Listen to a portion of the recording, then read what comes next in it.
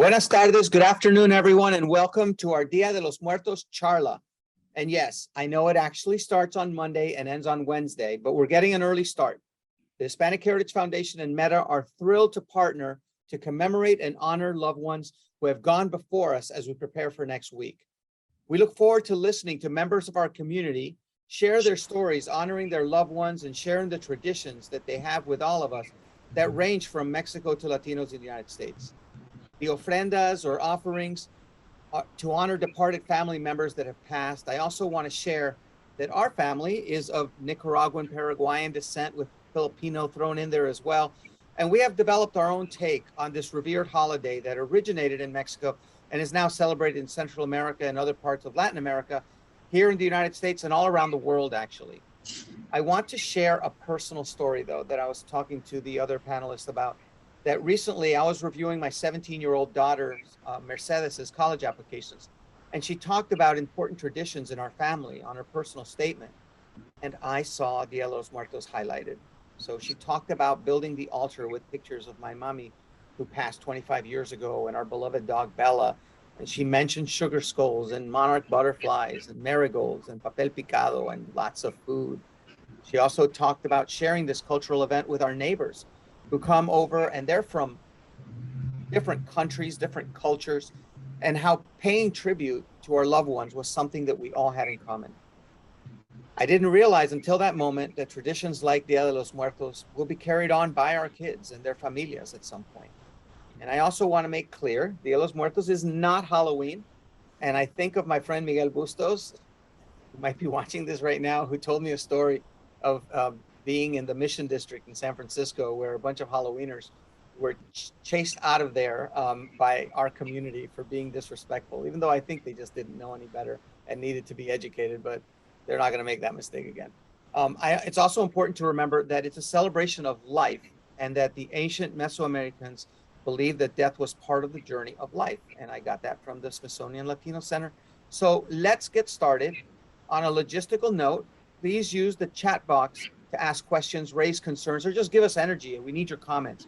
Just ensure that it's set to everyone, and that includes our panelists, that's set to everyone and not to that default of host and panelists, which I still have no idea why that keeps happening. Because we want everyone to see your comments and ideas and questions and energy. So we'll try to answer all your questions at the end of the program and in the chat, and as a follow-up email that will include all of the resources that we share today. So please be on the lookout for that email in coming days. I am so excited to hear from our charla participants. So many of them are very close friends. And Soraya, thank you, because you made this happen before your big news that you've moved into another space in terms of work. But thank you to all of you for sharing your perspectives, your tradition, your spirits with all of us, coming in from all parts of Latin America, all parts of the United States, and doing really innovative, cool things. And I just have to give a shout out to Elaine Coronado, who carried this tradition on for so many of us in the Washington, D.C. area. So when we're doing this, we're thinking of you, Elaine. So let me hand it off to Hispanic Heritage Foundation's own Jessica Herrera, who is a proud Mexicana and is either doing this from LA or Mexico. She goes back and forth, but she's always present. So turning it over to you, Jessica. Hola, everyone. Thank you, Antonio, and hello. Thank you and everyone for joining us today. As Antonio mentioned, we are looking forward to learning how our community celebrates Dia de los Muertos. So please let us know in the chat of any traditions you and your family have. We'd love to learn and just feed off each other's energy. So to kick us off, we would like to welcome Victoria Maite from Bellingham, Washington, and is a social entrepreneur, Shot of the Truth podcast host and producer, and international speaker. Thank you for joining us, Victoria, and take it away. Thank you so much. So hello, everybody. As mentioned, I'm ringing in from Washington State. My name is Victoria, and outside of my professional titles, I am a creative spiritual being. I'm here today to honor mi papa, Jose Javier Mate, who passed on July 6, 2022. I'm here to honor all the ancestors and people gathered here today for this charla. And the moment in time that, we get here today to lean into joy, into grief, into storytelling, into celebrating life and tradition and so much more. I have been grieving my ancestral lands, home, and familia for a long time. I feel like in ways that I don't even understand until I get to return. Borders have kept me far from the people that I long to love, that so much so that every year for Dia de los Muertos, I lean into this holiday to connect to what feels like unknown ancestors that came before me and from home. As a sensitive, I really lean into my intuition for guidance, and that really felt like the only way to live and handle all this kind of grief. I have multiple altars year round, one for my ancestors, one to honor me, and one that is living. This year for Dia de los Muertos, I feel deep grief and longing for mi papa. This ancestor gave me life. This ancestor crossed borders and had every single job that you can imagine. I can still hear his laughter and feel his presence when I need him most. Mi papa knew that I could not handle the depth of this grief alone. So I'll be sharing just a quick story about dragonflies and how they have guided me through this all. So since my father's passing, dragonflies have followed me and shown up in ways that don't make sense. First, it was on a walk where two of them followed me for over a mile until I got home. I thought it was so strange that I even like recorded that moment of like what I was feeling and what I was experiencing. And it was just so strange to me. After that, it happened dozens of times where they would appear in random places at random times when I needed them. It happened so much so that I thought I was losing my shit. From documentaries at the gym, like literally on the television at the gym, to a van swerving in front of my partner's car with a giant dragonfly graphic on a tire cover, to all the times that I've swam in a lake and in waters to feel alive again. And mind you, these were all moments where I was ugly crying, like with my whole body kind of crying, feeling loss like I never have before. The most profound moment was at a music festival that I attended with my partners later in that summer. And my whole being didn't want to be at this music festival, but I was hired as a speaker and knew that I had to continue doing what I love to do in order to come back to myself, to call back to myself, to pick up my pieces again, right? So anyway, on the second night, right as the sun was setting, my partner and I were checking out some of the vendors that were there and enjoying that the sun was finally setting because it was like 103 degrees that day at an outdoor event on the second day out of 4. And out of nowhere, this little girl runs up to me and her head is kind of blocking the sunset. And so as I was like staring into the sun and then she runs up, I kind of see just mostly shadows on her face because I was looking directly into the sun. And she holds up this little agate. And on the agate was an imprinted dragonfly. Both my partner and I lost it in laughter and tears, really, because there was over 20,000 people at this music festival, and she came up to me. I thought my father is so shameless. So on this Dia de los Muertos, in addition to my altar, is this agate that I'll share with y'all right here. My partner went back and bought it for me and gave it to me the next day. I believe that many angels move on to rest, and I also believe many angels visit us to guide us and to teach us new things. I will kind of finish up by saying my father is boundless and beyond borders and time, and I think that's what has really given me peace. On my altar, you will find agüita, for it heals and nurtures, flowers to symbolize cycles and life. Like Tony mentioned, this is so much about life. Fire to ignite connection, a photo of you smiling big with your sweet, kind eyes, and the last time that you wrote your name on a piece of paper on your birthday.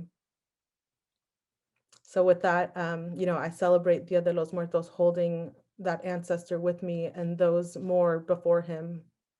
And I'm just grateful that I've learned that grief is an extension of love and life and needs to be celebrated and honored.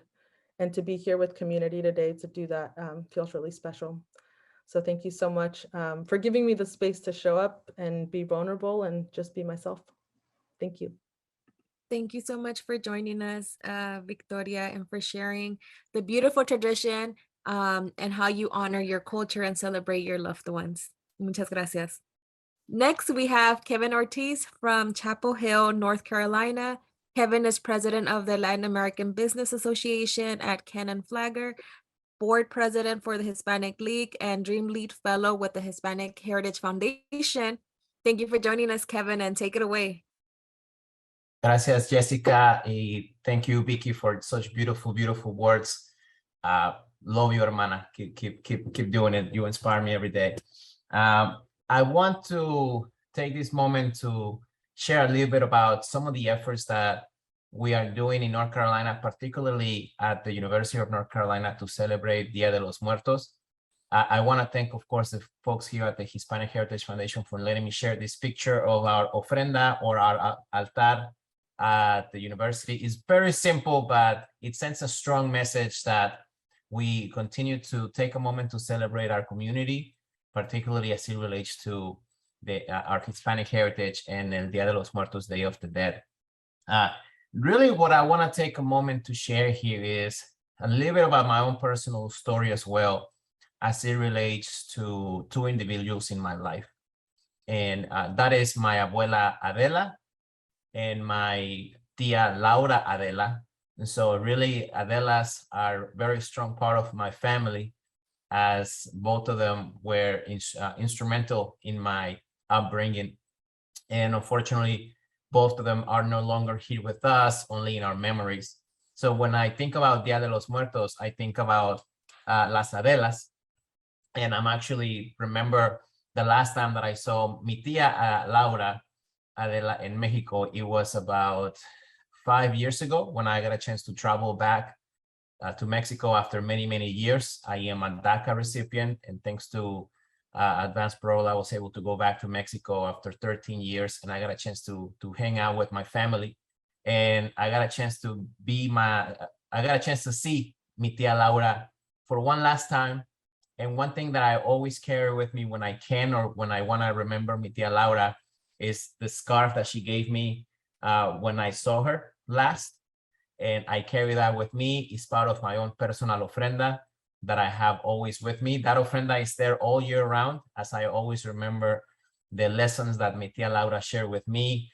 Particularly, I like to tell you one time, I remember I had to be 7 or 8 years old in Mexico. And she told me and my little sister at the time, she looked at us and said, "You have to promise me that when I'm not around, you have to do your part in taking care of this planet." It was putting trash donde debía de ir, en su lugar. And she told us about recycling. So I think about those lessons today as I think about the efforts that I do in the sustainability space, or in just making sure that our world is taken care of in an appropriate manner. And I don't have a lot more to say other than something that my family likes to do for Dia de los Muertos is the idea of las calaveras. And for those of you who know calaveras, you know exactly what I'm talking about. These are very short poems that in a way reminds us, or takes the fact of death as something that is to be in a way joyful or make fun of. We know from our roots, our native, our Mayan and Aztec roots, that there are 3 deaths. There's the first death, which is when your body stops moving. There's the second death, when you are buried and we can no longer see you. And then there's the third death, which is when we are forgotten. And in an effort to not forget our relatives and our loved ones, we do the ofrenda, and we do our classic calaveras. And I like to read a calavera that I read about Adela, that I found on the internet. I did not write this, but I wanted to give you an example of what they look like, and I will read it in Spanish to honor my family. And it goes something along this. Adela feliz sonreía, queriendo la vida disfrutar, mas la muerte en la mira la tenía, ya se la quería llevar. De nada sirvió su llanto, ni sus súplicas de piedad. La muerte se la echó en el manto, para llevársela al más allá. Thank you very much, Tony, and the rest of the team for allowing me to come in and share. And I look forward to hearing the rest of the stories. Muchas gracias for joining us, Kevin, and for sharing the calavera. It's the first time I actually hear about it, so thank you so much for sharing that. Joining us next, we have Suraya Tapia Hatley from Washington, D.C., who is the Senior Director of Government Affairs at Televisa Univision. Thank you for joining us, Suraya. Thank you so much, and thank you for having me, everyone. Well, Kevin, thank you for that story, and it sounds like your tia's names were apropos.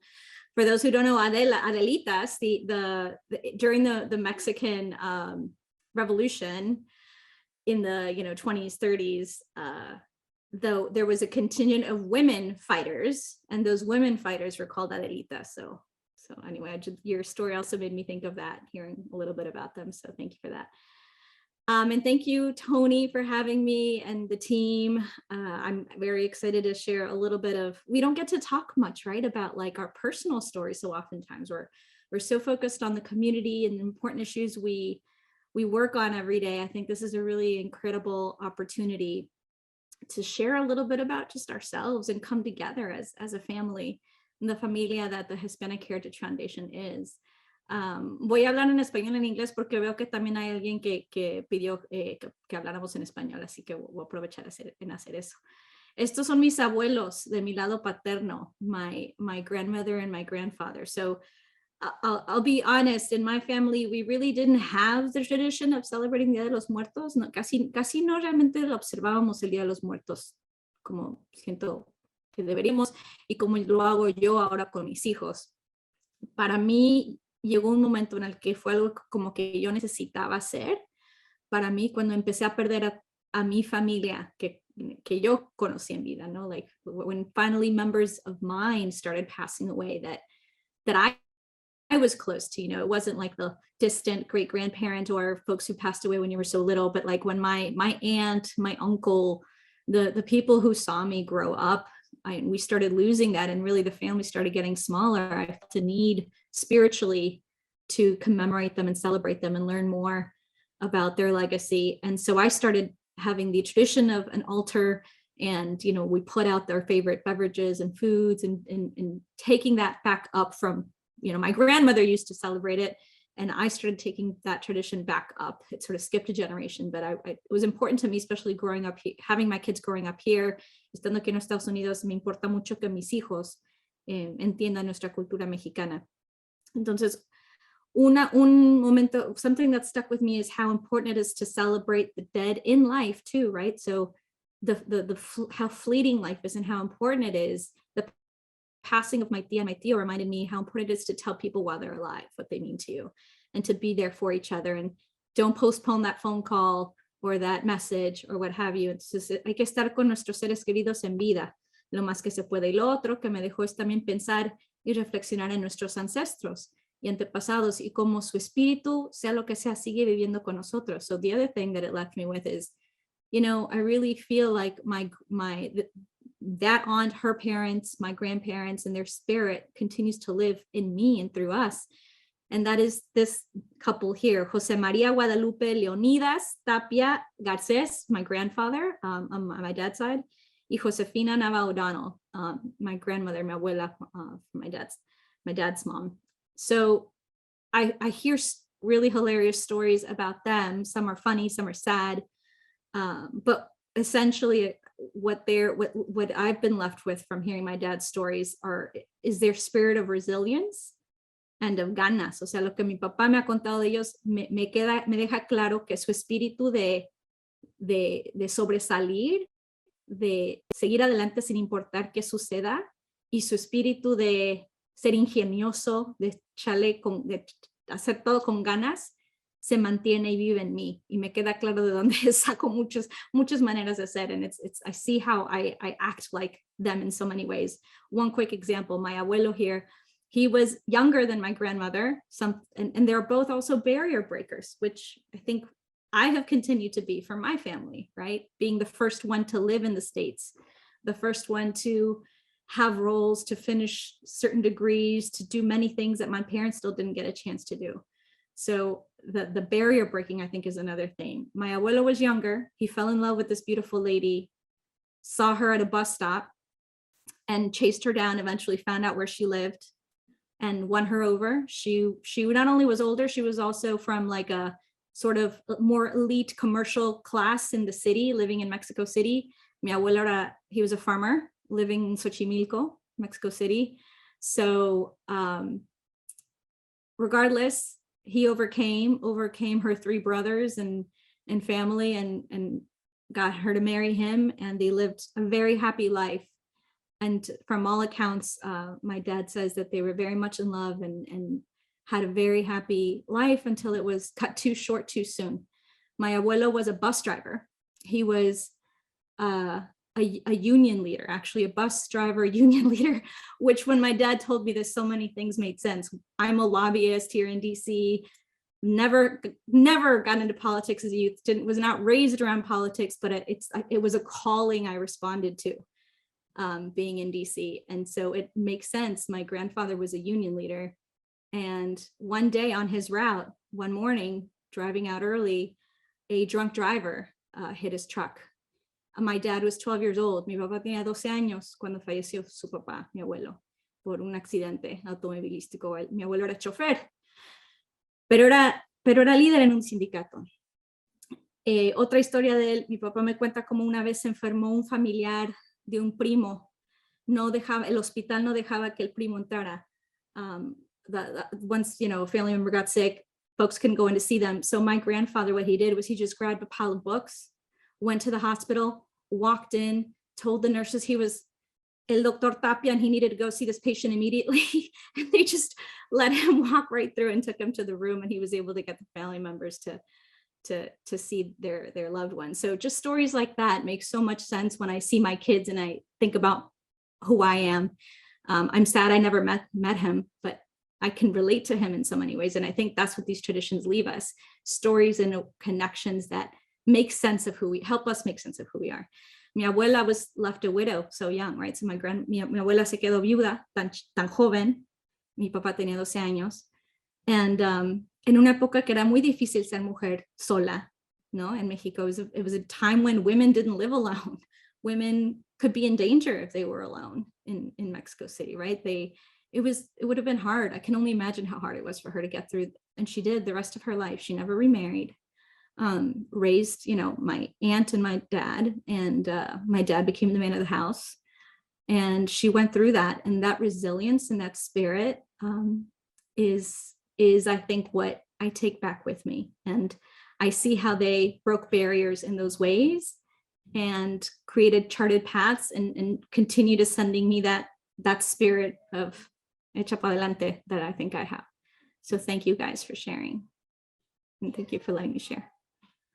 Thank you so much for sharing, Soraya, that beautiful story of your grandparents and just that beautiful tradition that your dad has started with you, right? Sharing the beautiful story of your grandparents, and then you continuing that and your family continuing that from generations to generations to keep the ganas going and the lucha going. So thank you so much, Soraya. Now we will hear from Leticia Vasquez Smith from Columbus, Ohio, who is the executive director and founder of Day of the Dead Columbus. Take it away, Leticia.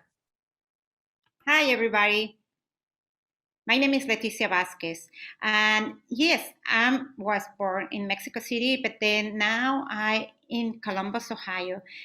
And I would like to share with you this big adventure that I've been having during the last 23 years in Columbus. As I came to Columbus with the Columbus International Program, they asked me to do a country presentation. And I say, well, what if I do Dia de los Muertos? And from them, everything started. People really wanted to do and to know more about Day of the Dead. So the following year, I had to hold a little workshop in my apartment. And then I moved to galleries and then to warehouses. And finally, 5 years ago, we found the Green Lawn Cemetery. The Green Lawn Cemetery opened its doors to the whole community, but also by 2005, we were about 18 people together that were helping me in this adventure. So as you see in the pictures, the first one is for the last year, this year. We celebrate in Columbus early, if you want to say. Early because everybody thinks that November 1st and 2nd, it should be Day of the Dead. However, aztecas y mayas celebraban cuando las cosechas estaban listas. So basically, since we are living in the Gregorian calendar, it doesn't really match to the Aztec calendar. So during the Aztec calendar, there were 3 different celebrations during the whole year. And we remember that Aztec calendar was built of 20 days during the whole month, if we want to say. And so basically during the 3 different celebrations during the whole year, the big one was falling between July and August in the Gregorian calendar. And that was the biggest celebration from the Aztecs.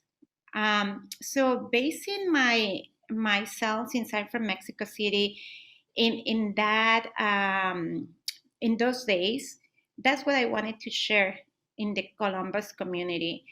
So we start celebrating always when the harvest is ready.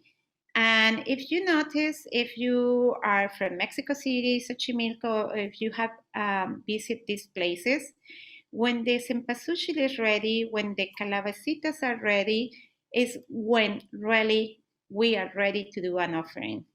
And also with that, I would like to highlight that ofrenda and altar should be like 2 different things. Altars are the ones that are mean with the religion, in this case, Católica. And altar is when we have like a little santo, un santito. But when we say offerings, we really offer these calabacitas, everything that we collect in the harvest. So I would like to invite everybody to try to come back with this word and call ofrenda or offering, and try to difference these 2 words and try to tell other people also. And sometimes Mexicans also in Columbus had asked me, so what do we do it in October? It's November 1st and 2nd. So then I start telling them, well, these 3 different celebrations during the day, but the one in the middle was the most important. And because of this celebration, that it was really, really strong, and the Spaniards say, well, let's let them celebrate this, but let's invite them to do it in November 1st and 2nd, because that was All Saints. And it was really when they had this moment to go to the cemeteries in Spain. And if we remember, in Spain, they do have the tradition to go to the cemeteries and visit during these days. And that's what we do in Mexico City also. I remember my own self with my family. October 30, we will start, cleaning the space where we were gonna set the ofrenda, the table, and we will start preparing la calabaza de dulce. If you have been ever in Mexico City, maybe you know this calabacita de dulce que se come con la lechita. Se come fría y se tira el juguito del dulce de la calabaza que se hizo con canela. Es una tradición muy linda. Entonces, después de eso, poníamos un poco de incienso. My mom and myself, we will put the incense, and then we set all the cempasúchil. I have some cempasúchil here that smells beautiful. And then also we will have the little calaveritas de azúcar. and we will have to write the name of the people that we were celebrating. And one thing is the calaverita de amaranto. The amaranth is something very spiritual, and this amaranth was they avoid all the harvest of the amaranth, y la abolición fue tal que quemaron todos los sembradíos del amaranto. ¿Por qué? Porque los aztecas hacían sus rituales y la hacían con la miel del maguey. So if you find that amaranth is delicious. However, we will also set like el mole. Oh, el mole era lo que mi abuelita le encantaba. Y hacíamos siempre mole y hacíamos diferentes arroz con leche. Y bueno, poníamos una cantidad de comida en la ofrenda de la casa. Pero además también hacíamos un poco de comida para nosotros, incluyendo los tamales. Los tamales, those were so delicious. I can't even remember and smell, you know, when we opened la cazuela y el vapor salía delicioso. Y entonces nos sentábamos a un lado y ya que estaba la ofrenda, nosotros comíamos también, pero lo hacíamos a un lado. Later, when I start to do all this preparation in Columbus, I researched more and more. My dad was a tourist guide, and my grandmother told me also about the cemetery. And so we will go also to clean, my mom and myself, to go clean and bring the flowers. Why? Because we always remember the flowers in the cemetery, and those days are super busy. I went and got this beautiful flower that is very particular. My grandma used to love this. It's so soft. Es la de terciopelo que le llamamos. So with all of this, I really got very into researching why is this happening? Where is this coming from? And I really want to get to the bottom of the whole story. And I did. So I've been doing the Day of the Dead Columbus for 23 years in Columbus, Ohio. And more people had come and follow. And as you see, this is from all the volunteers. We have, like this year, we have 80 volunteers helping us. And this year we have almost 5,000 people attending the festival. That is one day. And it happened in October 8th. I also got to learn how to do cartoneria. So I tried to do some workshops during the year, and those big skulls that you see with the little in the front, we made those, and those are huge, and also La Catrina, and then we have done so many de cartonería, calaveritas y esqueletos y catrinas. Y bueno, la gente está muy contenta. La gente en realidad en Columbus está muy contenta. And the most important thing is that mainstream people really embrace this. And it has been a very important celebration, and that has been growing in Columbus. People from Cincinnati, from Cleveland, even from Illinois come to see the festival. And it's also, you know, the food and everything is great. I invite you to come if you have time. Please visit our website and then you can come and visit us. Thank you so much, Leticia, for your presence in Columbus, Ohio, for sharing the beautiful background on Dia de los Muertos. I know a lot of us learned a lot from you, and a lot of the folks were already thinking about all the foods that you mentioned, and I know a couple shared in the chat. So thank you so much, Leticia. Up next, we have Adriana Pavon, who is calling in from Oaxaca, Mexico, and is the founder of Mexico Cultura y Orgullo. Thank you for joining us, Adriana. Hi, good afternoon, everybody. Thank you for the lovely introduction. My name is Adriana Pavon, and I work in Oaxaca, Mexico, and across Mexico, specifically with indigenous communities who've been plagiarized in the past. Our work revolves around dignifying our communities and giving them voice. And so I appreciate the space to share with you guys a little bit of what they do. Obviously, this is a celebration very important for many of our Latin communities in Mexico, especially, where we love to celebrate the dead because we believe that the impact we have on Earth transcends our physical body. And in turn, we celebrate the history and our ancestry through beautiful ways, as we were earlier sharing about the delicious foods that we put in our altars, the way, as you can see by the images, right, that each one of the communities celebrates individually and can be very personalized. So it's a way to express your love for the for our communities, for our loved ones that come back, their favorite food, their favorite drink, flowers that we go and lovingly collect as well from our hills nearby. In Oaxaca has various ethnic groups such as Zapotec, Mije, Nahuatl, Mixteco, and each one of the communities is able to celebrate in different ways. While there are things that we have in common, such as bread and chocolate that is celebrated in some of the communities, they're emphasized more on the spirit drinks. Everybody is able to integrate the local flora and fauna.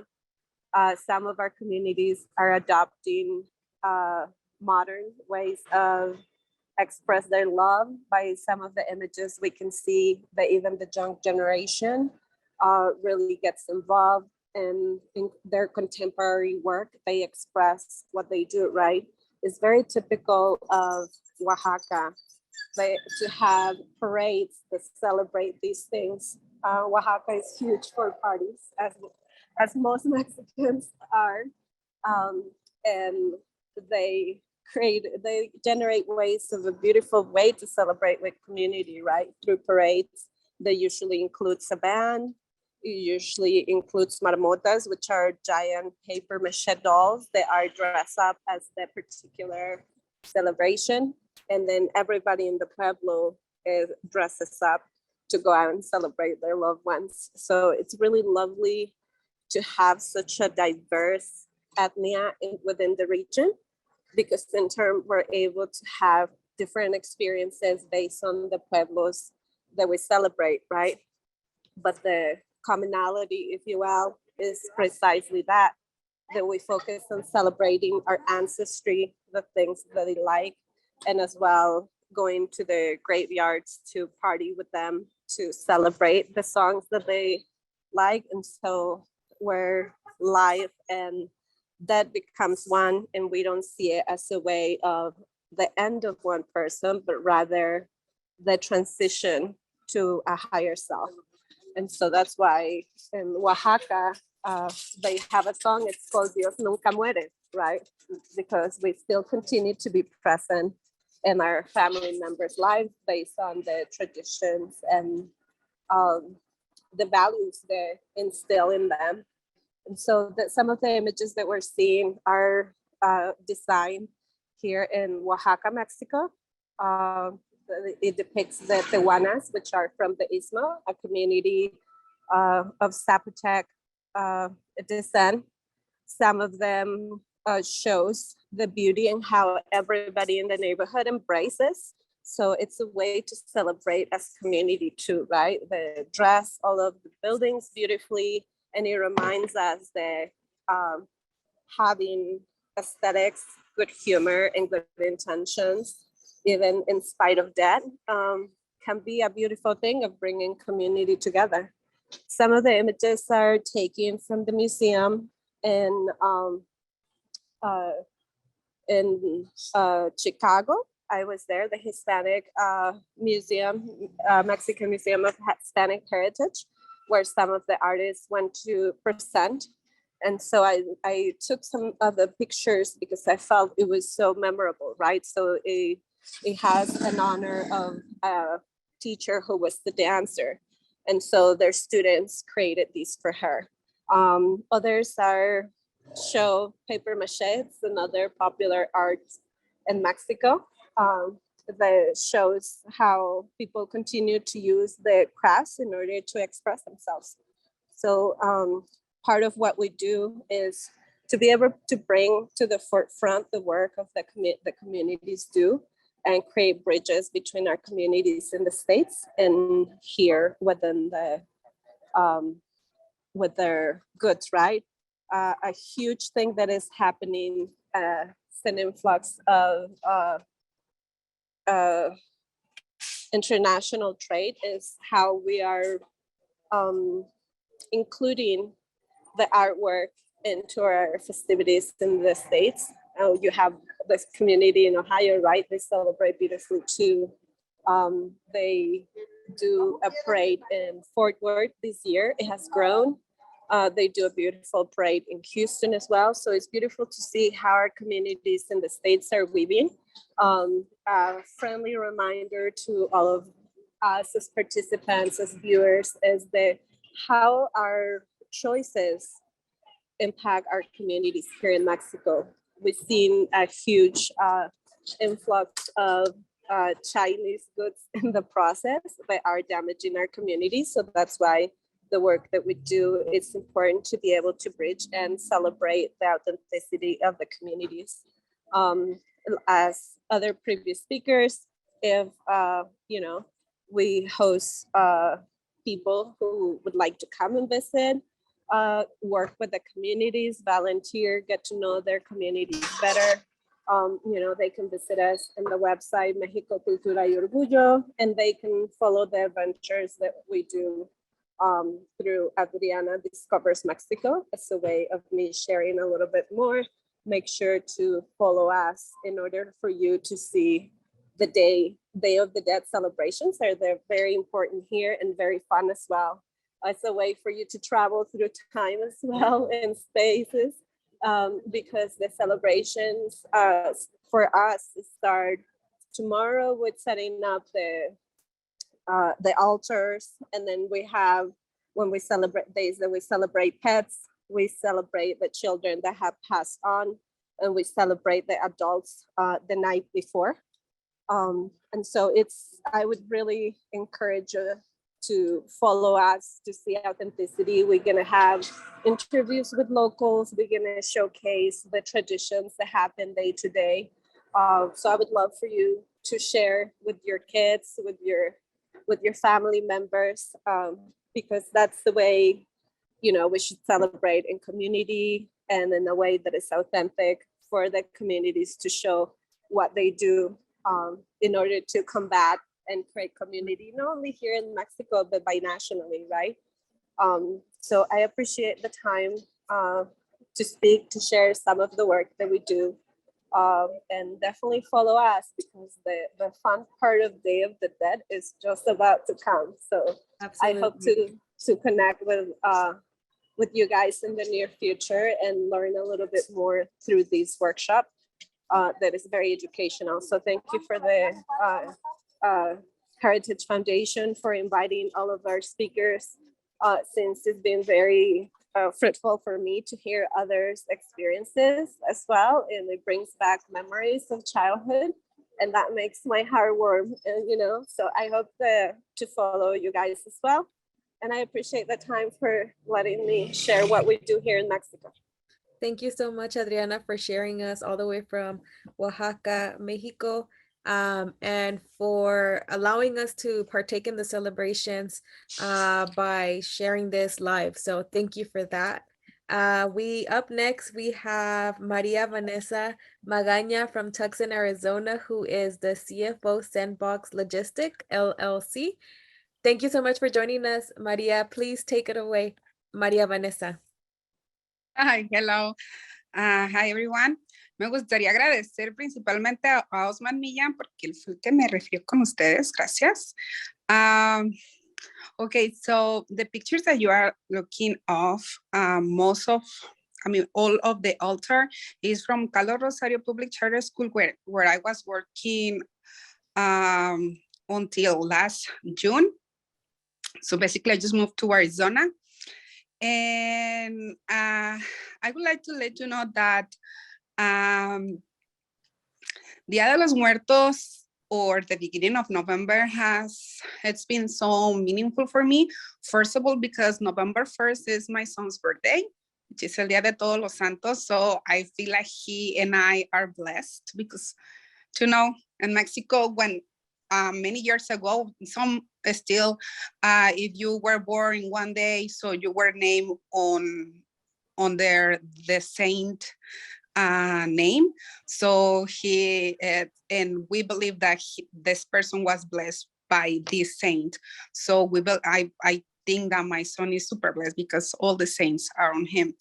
And also, so when I was kid, when I was around, I have my first memories around 5 years old. I used to go with my mom to visit our ancestors to the cemetery. And I remember that I was trying to understand why we were there because first I was kind of confused because I saw a lot of people and it looks like a party over there. It was like people cleaning the graves, people with a lot of flowers, but also mariachis in one part, norteño on another. And I was asking my mom what was happening. And she said, well, today is Dia de los Muertos. And we always remember our ancestors, but today we pray for them and we try to share our time like they were alive. But for me, the most exciting thing, it was like she used to buy me las muñecas de cartón that you can see on the corner of the collage. So I was excited when it was finishing because I knew that I could get my muñeca de cartón. And always every year, it was just last for me like 1 or 2 days because I showered them. And of course, if it was cartón, it was melted. So, but later on, when I was growing up, I felt kind of scary to go to cemeteries. And I remember my mom told me like, okay, if you stop visiting your ancestors, when you die, nobody's gonna remember you. And so I was like, okay, let's go again with you.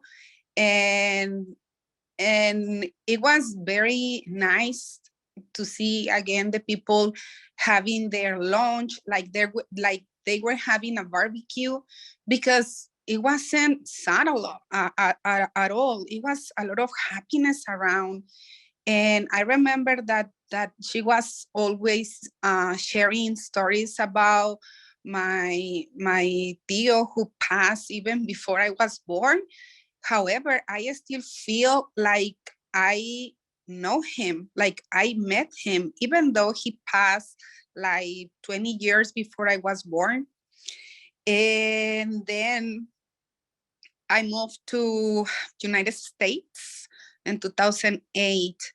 And when it was very close to Dia de los Muertos, I was missing those days. And when I was meeting new people, I was like, oh, I wish I could visit my ancestors to cemetery. And it was hard for me to explain, especially for those friends who are not from Mexico, what Dia de los Muertos means, because they were confused about a la Santa Muerte. And I was like, no, it's not like that. So I started doing that. And in 2000, my son was born in 2013. So next year in 2014, my father passed. And June 2015, my son's father passed. So for me, took me so many times, first of all, to realize that they were there. I mean, they are still on the air. They still are on the sky, on the heaven, on the sun, on all the flowers, butterflies, everywhere that I can see. I know they are there. And I felt that when my father passed, I was like the only person on the whole world that didn't have like that. And I kept that feeling like for 2 or 3 years. And plus, I felt alone because my husband by that time has passed. My son was 1.5 years.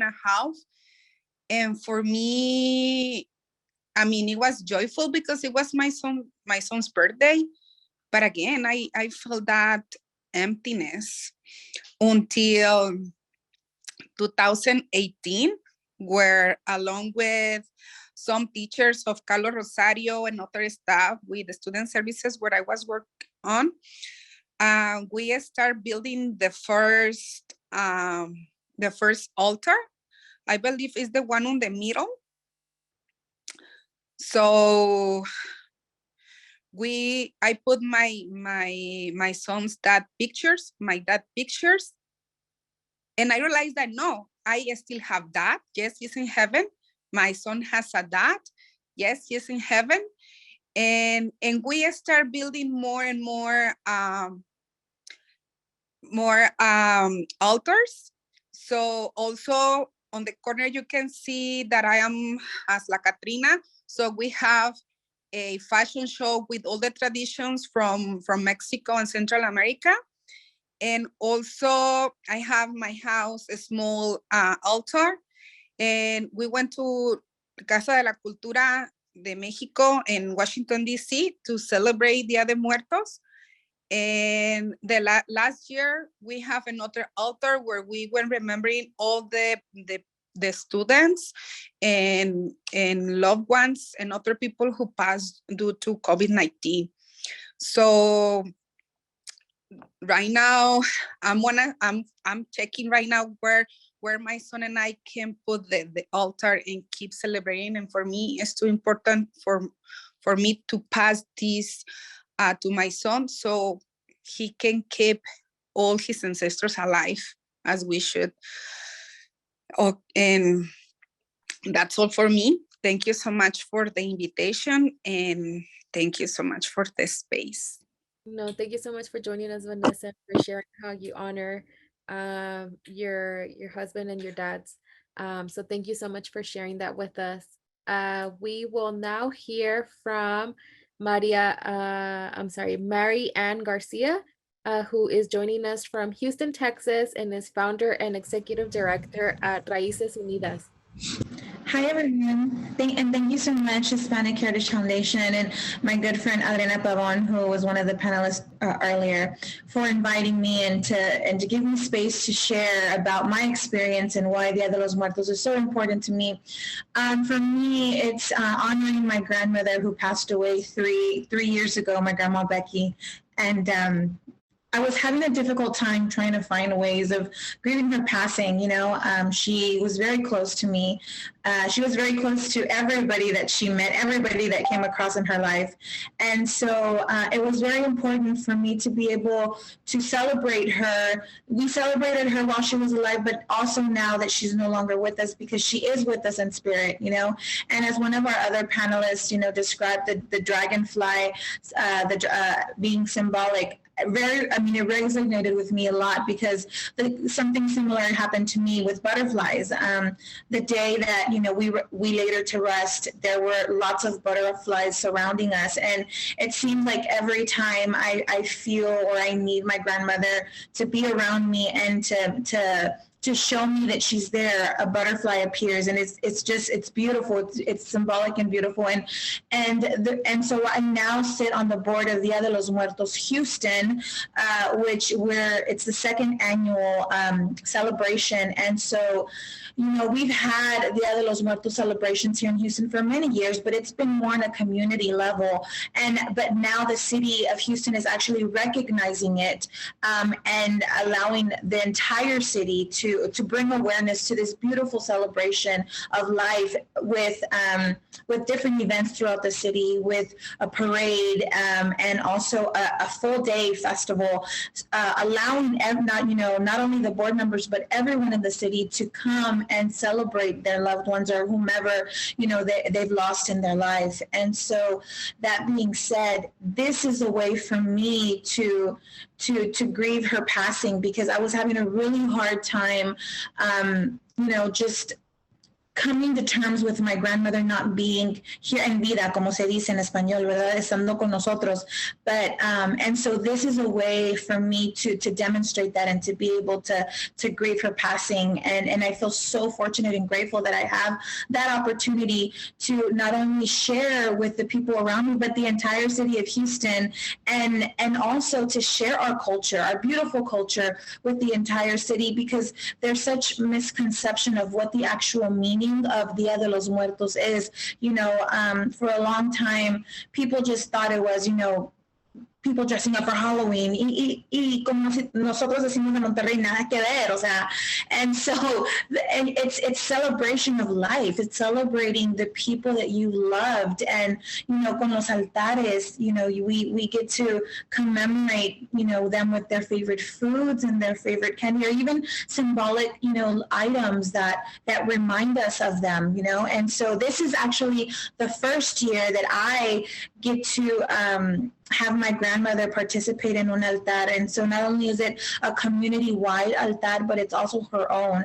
I've, in my home, I created one for her, something small, but, with flowers, because she loved flowers, as you can see from the picture, and butterflies, because just butterflies just remind me of my beautiful grandmother. And it's in our dining room, because the dining room was where my grandmother, I have some of the most beautiful memories of my grandmother, and it seemed like that's where we all just came together with my grandmother, in that dining room, surrounded by delicious food and storytelling, because in our culture, storytelling is so important. And without storytelling, we wouldn't be so aware of the beautiful culture that surrounds us and that we're a part of. And to be able to pass that culture down throughout the generations, especially like my kids, I would love them to, and I love them to participate, to be a part of, something that has been, celebrated throughout the years, and will continue to celebrate it with time to come. And thank you so much for allowing me to share. Thank you so much for joining us, Marianne, and for sharing these beautiful pictures of your grandmother. Up next, we will have Honorable Delia Garcia from Washington, D.C., and the author of Latina Leadership Lessons, CEO of Garcia Strategies, LLC. Take it away, Delia. Thank you so much. And first, I want to say thank you to Tony and salute all the great work you and your amazing team do every year, all year round. I am Delia Garcia. I live and work here in Washington, D.C. However, I also in San Antonio, Texas, sometimes Austin, and I was born and raised in Wichita, Kansas. So I loved hearing from our hermana from Ohio, to see our Latinos everywhere. But a little before I explain some of these photos, I'm a second generation Mexican American, and my mother was born in Texas on the border in Alamo next to McAllen, and in 1947, and she was stolen by the babysitter / landlord, who ends up being my grandmother. And then they took her to Kansas, and she was reunited with her family when she was pregnant with me about 45 years ago, and found out she was one of 18. So 9 are in the United States, the other 9 are in Mexico.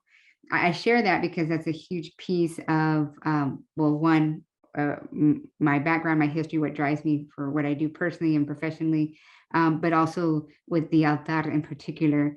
I loved hearing how Vicky and Kevin share that they have their altar all year round, and so do I. In particular, I have all of my 3 abuelas, my abuela Socorro, and my abuelita Connie, and también my abuelita Luisa. You see here the restaurant. So when my grandmother took my mother to Kansas, they started a restaurant. My grandfather was in the military, and my grandmother, she was a maid as well, and she was an amazing cook. And one day somebody said, you should start a restaurant. And so in 1963, our family started the restaurant. So we're the oldest Tex-Mex, or oldest family-owned Mexican restaurant in Kansas. And I share that because growing up, or more recently, you'll see also in the far right bottom corner, we have an altar in our restaurant. When around this time of the year, we invite our customers to, add photos or bring some item, symbolic item that a loved one who passed away, and some of our own employees who passed away, including during COVID. And so really honoring their lives, and also all of our family on the altar. When I moved to Washington, D.C., in 2011, I wanted to bring and create that community when I came here. And I loved how Tony said in the beginning, our hermana Elaine Coronado had always had this beautiful, Dia de los Muertos dinner here in DC. I actually just ran into her in San Antonio last weekend.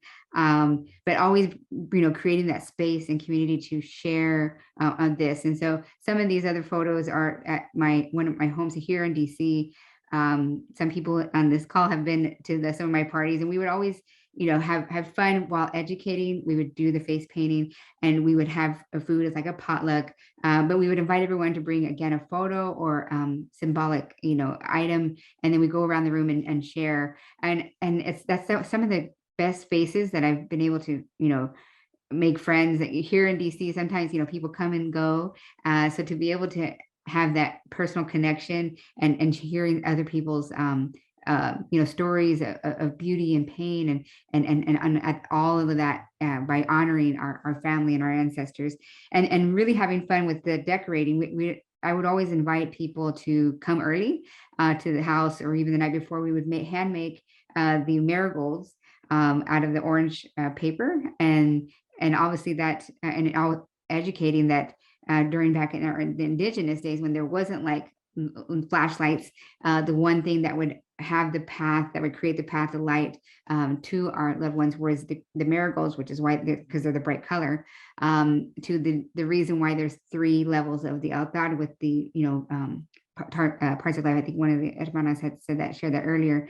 But I really just wanted to share that piece of the importance of taking our cultura and celebrating authentically. I liked how Adriana said that, whether it be here in DC or in San Antonio, or we just did over the weekend, and in Kansas, in places like Kansas, and sharing that history and culture in places like Wichita, Kansas, with some of our customers. So anyways, I've had fun. I don't know if any of you all are ever in Washington, D.C. We're actually doing something a little tiny tonight.